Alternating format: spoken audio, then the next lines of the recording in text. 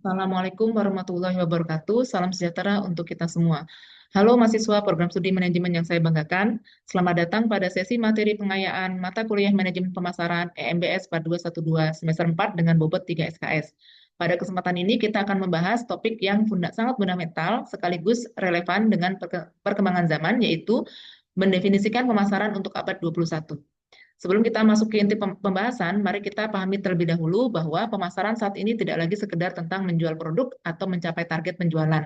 Dunia telah berubah. Transformasi digital, perkembangan media sosial, e-commerce, serta pemanfaatan data pelanggan telah menggeser cara perusahaan berinteraksi dengan konsumennya.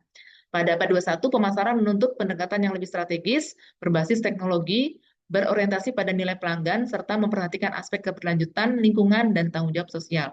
Oleh karena itu, dalam materi pengayaan ini, kita akan melihat bagaimana konsep pemasaran klasik tetap relevan, namun harus diintegrasikan dengan strategi digital modern agar bisnis dapat bertahan dan berkembang.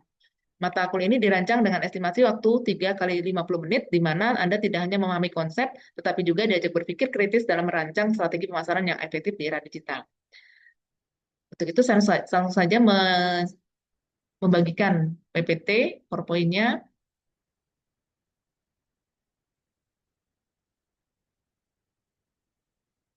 Baik, untuk pembahasan yang pertama yaitu definisi pemasaran, di mana fungsi organisasi dan serangkaian proses untuk menciptakan, mengkomunikasikan, dan memberi nilai kepada pelanggan untuk mengolah hubungan pelanggan dengan cara yang menguntungkan organisasi dan pemangku kepentingannya, menurut American Marketing Association.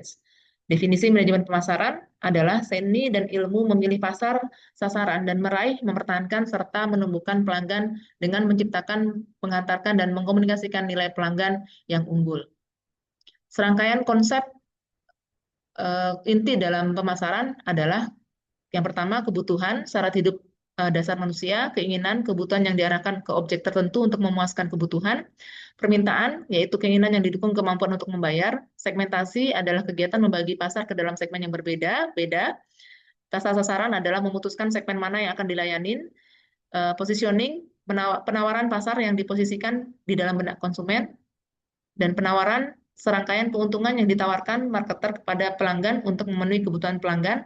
Selanjutnya adalah merek, adalah suatu penawaran dari sumber yang diketahui semua perusahaan untuk membangun citra merek yang kuat dan disukai serta juga unik.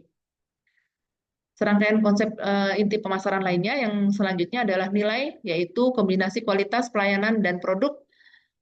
Kepuasan adalah penilaian kinerja produk dibandingkan dengan ekspektasi. Saluran pemasaran, yaitu saluran yang digunakan oleh pemasar untuk dapat mencapai pasar sasarannya.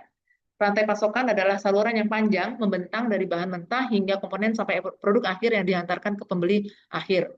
Lalu ada persaingan mencakup semua penawaran dan produk substitusi yang ditawarkan oleh pesaing, baik yang aktual maupun yang potensial, yang mungkin dipertimbangkan oleh pembeli.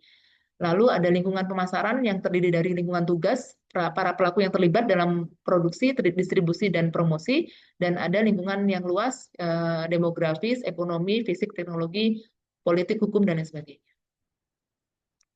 Realitas pemasaran baru, di mana pasar sudah tidak seperti dulu lagi. Kekuatan masyarakat utama yaitu lahirnya perilaku, peluang, dan tantangan baru karena pasar telah berbeda secara radikal. Kemampuan baru konsumen yaitu perubahan loyalitas serta kepekaan konsumen karena memiliki kemampuan baru. Kemampuan baru perusahaan yaitu perpaduan kekuatan baru yang menghasilkan serangkaian kemampuan baru perusahaan. Di sini ada pembahasan terkait dengan orientasi perusahaan terhadap pasar, di mana konsep awal pemasaran itu ada 5 jenis konsep. Yang pertama itu adalah konsep produksi, yang fokus pada efisiensi. Kedua adalah konsep produk, yang fokus pada keunggulan produk. Yang ketiga adalah konsep penjualan, di mana agresivitas penjualan dan promosi. Yang keempat adalah konsep pemasaran, berorientasi pada pasar. Dan yang kelima, konsep pemasaran holistik, perspektif, dan integrasi. Yang pertama adalah konsep produk, berpandangan bahwa konsumen bakal menyukai produk yang memberikan kualitas, kinerja, atau fitur inovatif terbaik.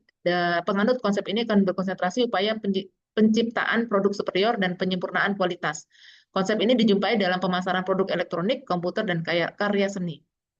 Konsep pemasaran berpandangan bahwa kunci untuk mewujudkan tujuan organisasi terletak pada kemampuan organisasi dalam menciptakan, memberikan, dan mengkomunikasikan nilai pelanggan kepada pasar sasarannya secara lebih efektif dibandingkan dengan pesaing.